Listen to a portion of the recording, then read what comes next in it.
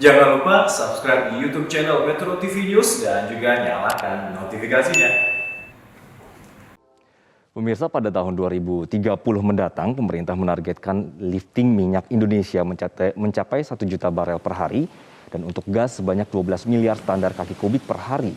Target ini ditetapkan di tengah ancaman global mengenai energi fosil. Walaupun dianggap sebagai sumber emisi karbon, banyak perusahaan migas terus berupaya untuk menggunakan teknologi rendah karbon untuk mengurangi emisi karbon dari produksi migas. Bagaimana tentang kebutuhan energi di Indonesia dalam proyeksinya dari data berikut? Kita akan coba melihat kebutuhan untuk gas, minyak, batu bara, dan juga EBT atau juga energi baru terbarukan. Data yang Anda lihat ini ditulis dalam ukuran million tons of oil equivalent atau juga juta ton setara dengan minyak bumi.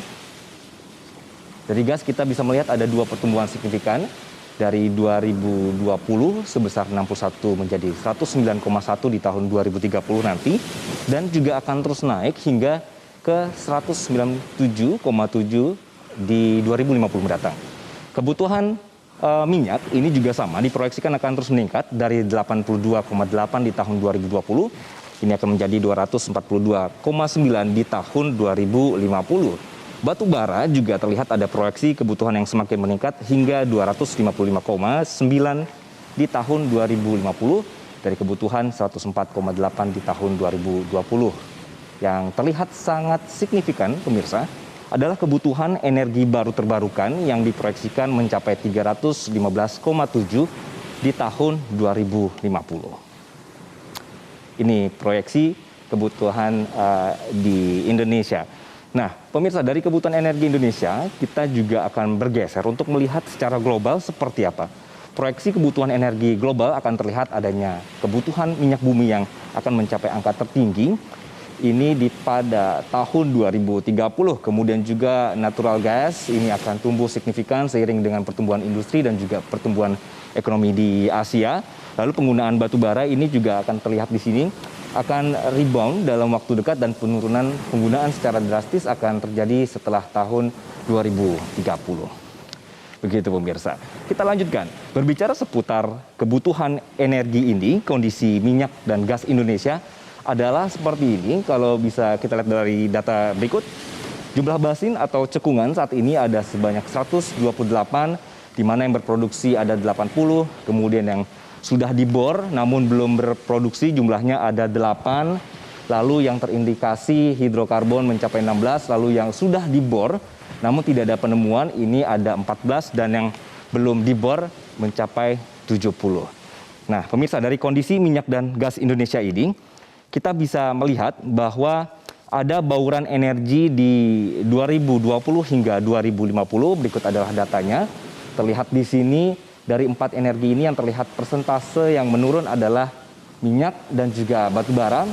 EBT atau juga baru terbarukan ini jelas-jelas semakin tinggi dari 14% di tahun 2020, kemudian 25% di tahun 2030 dan juga 31% di tahun 2050. Ini menunjukkan ada semacam transisi era energi baru dan juga ramah lingkungan yang semakin meningkat setiap tahunnya. Porsi bauran energi dari minyak bumi semakin menurun setiap tahunnya, kemudian energi gas juga terlihat di sini akan terus meningkat sebagai agen transisi energi.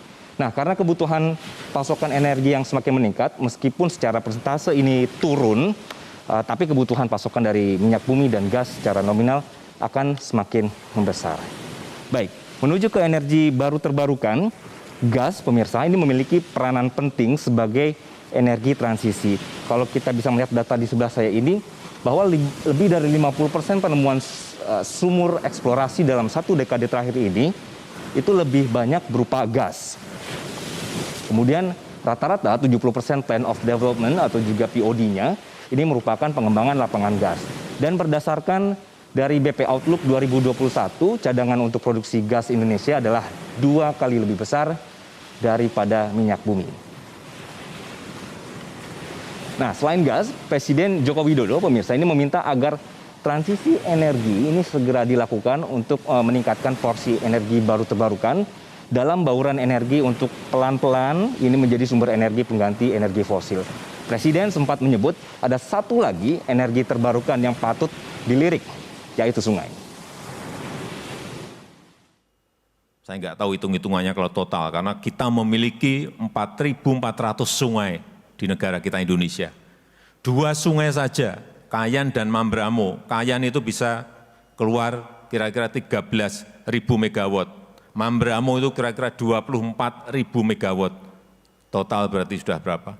37 megawatt hanya untuk 2 sungai. Kalau 4.400 sungai, Bapak Ibu hitung sendiri berapa. Inilah kekuatan ekonomi hijau yang diproduksi dari energi hijau yang kita miliki. Baru urusan sungai, geotermal, belum angin, bayu, belum arus bawah laut, belum solar cell.